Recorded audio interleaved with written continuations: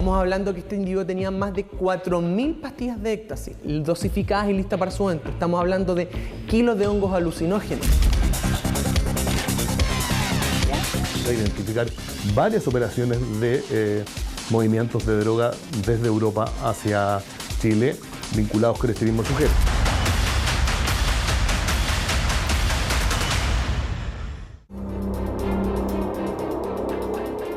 Años, ingeniero en informática sin ningún tipo de antecedente delictual que instauró una verdadera empresa familiar dedicada a la venta de heroína, hongos y éxtasis. Son los antecedentes que posicionan a este hombre que parecía un profesional ejemplar y que finalmente fue descubierto por la policía, donde escondía parte del dinero que ganaba, nada más y nada menos que en una lavadora. Es el hecho de tener una profesión, de tener un nivel de formación importante, de vivir en una zona de la región metropolitana, de un nivel socioeconómico alto en principio, lo hacía un blanco menos investigable.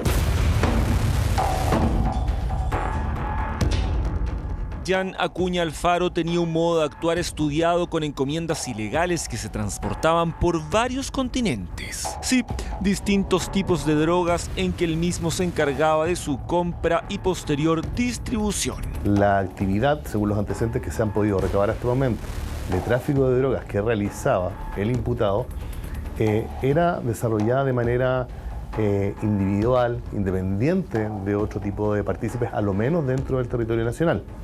Es un tráfico que en apariencia es realizado como un autor único, ¿sí? Pero que mezcla dos elementos que son extraños. En primer lugar, fue posible determinar que efectivamente realizaba venta a destinatarios finales, pero al mismo tiempo mantenía un volumen de acopio de droga que superaba los 500 millones de pesos. Un individuo que podríamos definir de alguna manera desconfiado, que la totalidad de los roles o funciones que comúnmente nosotros vemos en organizaciones criminales de mediana o alta estructura con diferentes funciones, básicamente eran asumidos en su totalidad por él. Es decir, nosotros lo vimos en vigilancias internas desarrollando la venta de la sustancia ilegal.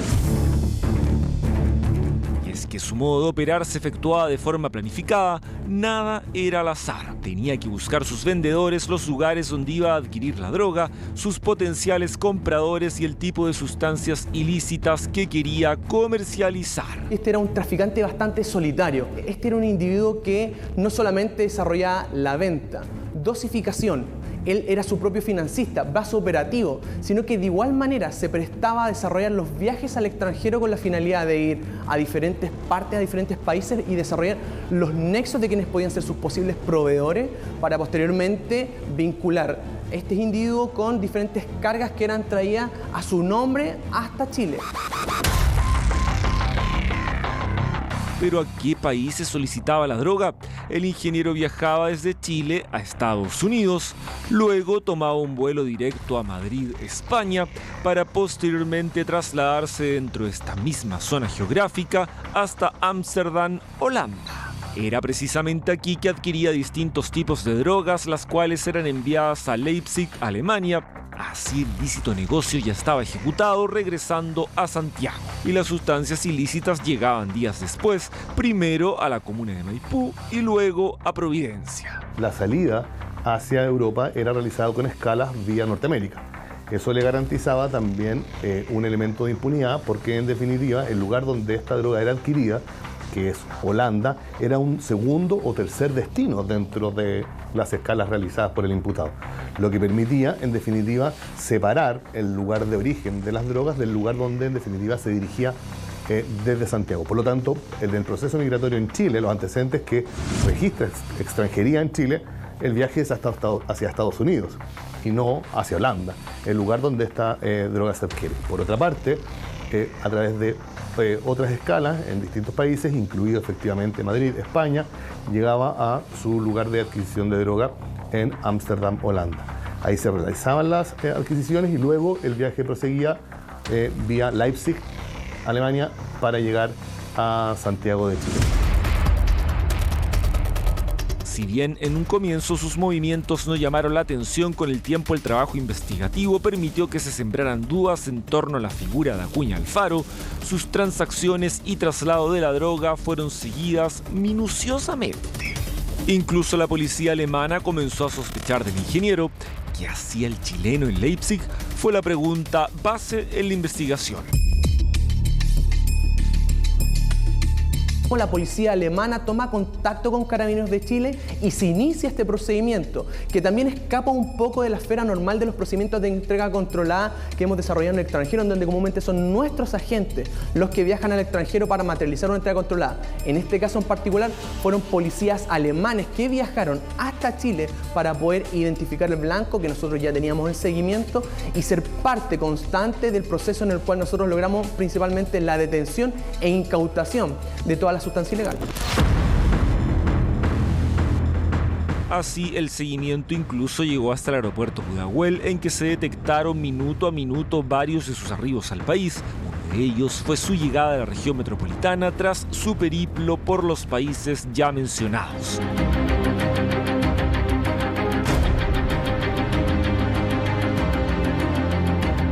¿Qué ocurría después? Se trasladaba a su departamento en la comuna de Providencia, específicamente en Parque Bustamante.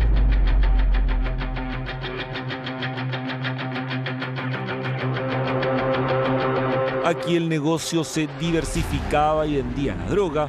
Él mismo realizaba la venta de forma solitaria en esta concurrida arteria del sector oriente de la capital.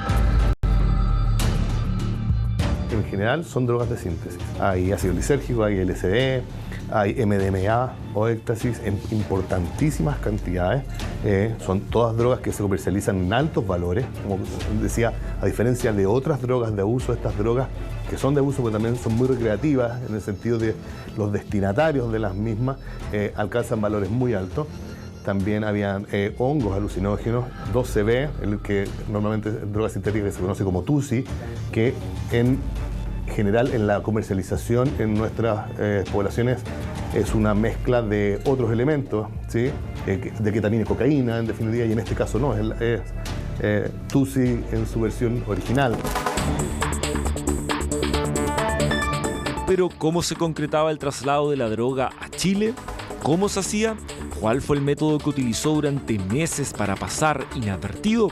Venían encubiertos también en formatos diversos. En algunos casos, por ejemplo, el último de ellos era básicamente un envío de droga encubierto en discos de vinilo. Discos de vinilo que en definitiva en realidad solamente tenían las coberturas y en el interior venía una importante cantidad de droga. Método sofisticado en el transporte de drogas que sin duda llamó la atención de las policías. ¿Cómo se entiende que la policía no se haya dado cuenta en el aeropuerto de Santiago de esto? Lo que pasa es que la idea no es justificar en definitiva, pero los envíos son millones, los envíos que llegan a Chile por sistemas de transporte y encomienda. Y en este caso la forma de ocultamiento era bastante sofisticada, por lo tanto es muy explicable que en definitiva esta droga no hubiese podido ser sorprendida. En estas escuchas telefónicas queda en evidencia la investigación que involucró a toda la familia y círculo cercano del ingeniero. En esta interceptación se escucha a la mamá de Ian conversando con la tía del sujeto. Ya llegó, hablé, ¿ya? Y nos dijo que no podía ir el 18. ¿Por qué? Porque justo como hoy hicieron ese pedido, prefieren no. ¿Por lo de hoy? Sí, por lo de los pasteles de hoy.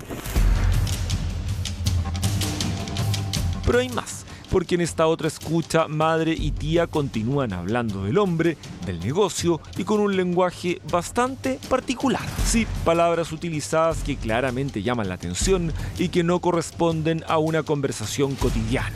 Ya, yo no creo que pase nada en todo caso. Pero él está ahí súper, dijo que no lo llames, que no le hables, que no vengas, que no, nada. Que no vayas por que no pidas más pizzas y que no vengas tampoco por las pizzas. Ya, ¿le explicaste tú cómo cómo había sido todo? Sí, sí, que habían de carne, de acá, que las no se dieran las de carne. Pero le insiste que no, que quieren las de choricillo. No, yo insisto que eso es más absurdo, pero bueno. Que cree que es un artilugio, que cree que es como una treta, de que la gente que al final le gusta el choricillo llega preguntando por las de carne. ¿Eso era a propósito, intencional que utilizaban esa palabra?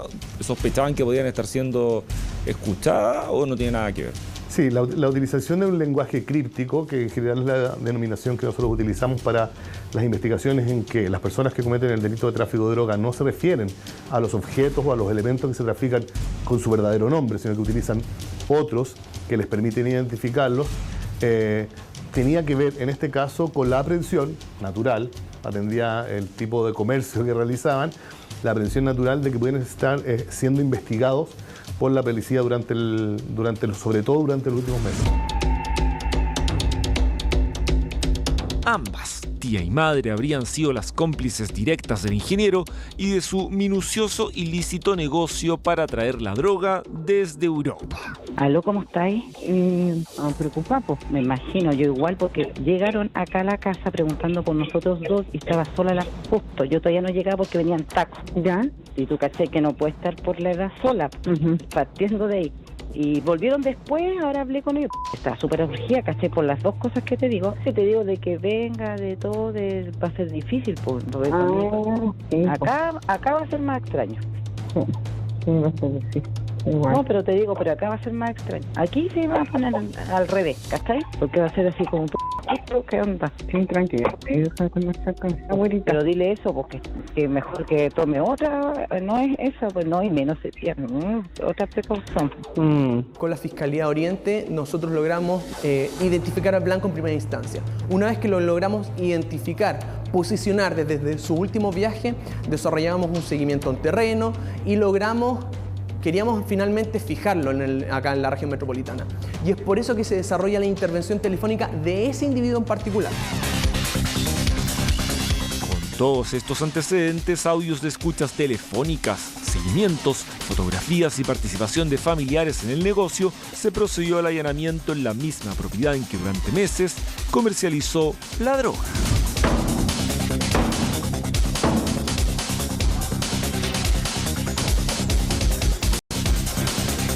No saquen nada, no saquen nada. Sí, no saquen nada. La sala de control me pidió que acerque más a la evidencia.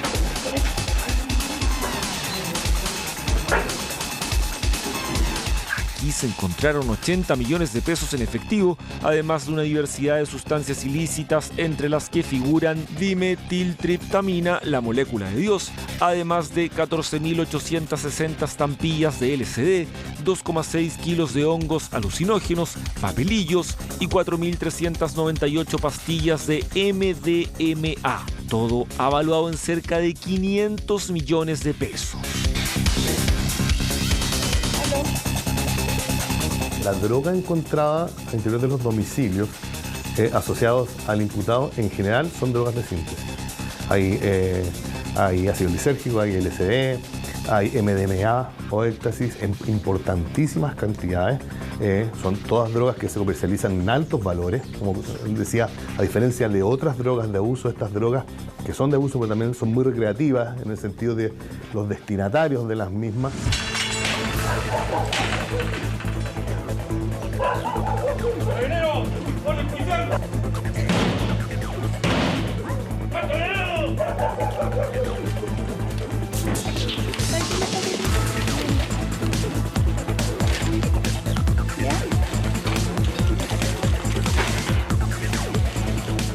Del dinero que se encontró, del que hablábamos anteriormente, llamó particularmente la atención el lugar donde Jan Acuña Alfaro y sus familiares escondían el dinero en esta lavadora ubicada al interior de su domicilio.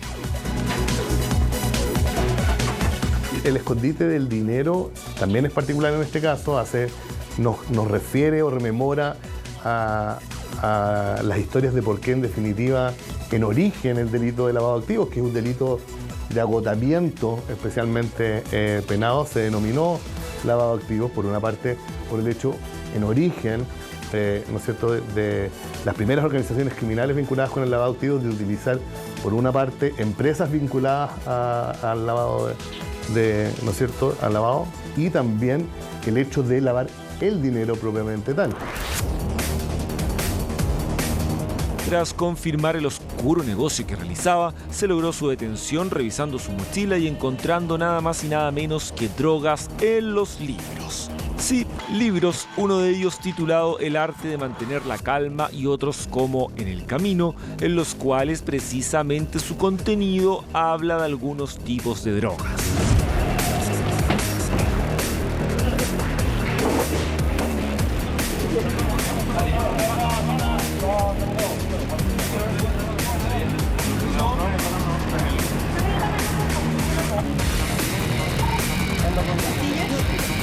Esta droga se comercializaba utilizando libros como son drogas de pequeño tamaño y fácil de incluir en estos libros, entre medio de sus hojas, en definitiva. Eran utilizadas para comercializar de manera segura esta droga, pero además tenía un sello en el sentido de que dentro de los libros que fueron incautados al momento de su detención, cuando estaba realizando esta comercialización, estaba incluida, por ejemplo, En el camino de Jack Kerouac, que es un libro que ustedes revisan, en definitiva, tiene una vinculación en su historia, en su génesis y en su sentido, en definitiva, de esas historias muy vinculadas con este tipo de drogas.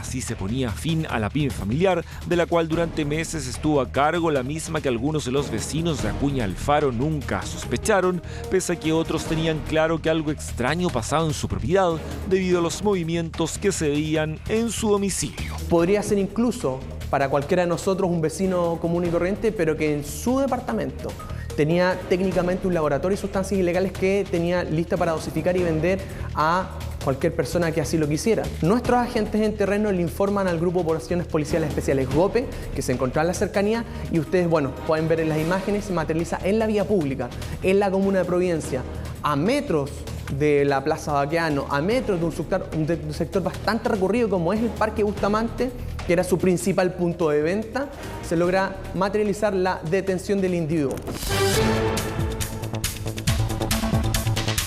Tras la investigación se detuvo también a la tía del ingeniero, Karina Alfaro, de quien se dice cumplía un rol fundamental dentro del modo de operar del ingeniero.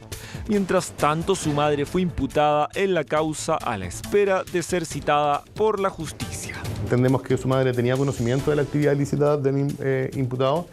Eso se desprende de las diligencias investigativas realizadas, pero no se ha determinado, en principio están recabando antecedentes, una participación en calidad de autor respecto de las mismas. La investigación no se ha agotado respecto de ella, a diferencia de la tía, en la que sí se pudo determinar una participación directa. Además del disco de vinilo, ¿había otra forma de traer la droga? Nosotros teníamos identificados los discos de vinilo y coincidente es que cuando desarrollamos el ingreso al departamento encontramos evidencia que era concordante, estamos hablando, ya tenía otros CD, ya tenía otros vinilos, ya tenía otras, de hecho tenía un sachet en su refrigerador de esta éxtasis de alta pureza, de las mismas características que los policías alemanes encontraron. Tenemos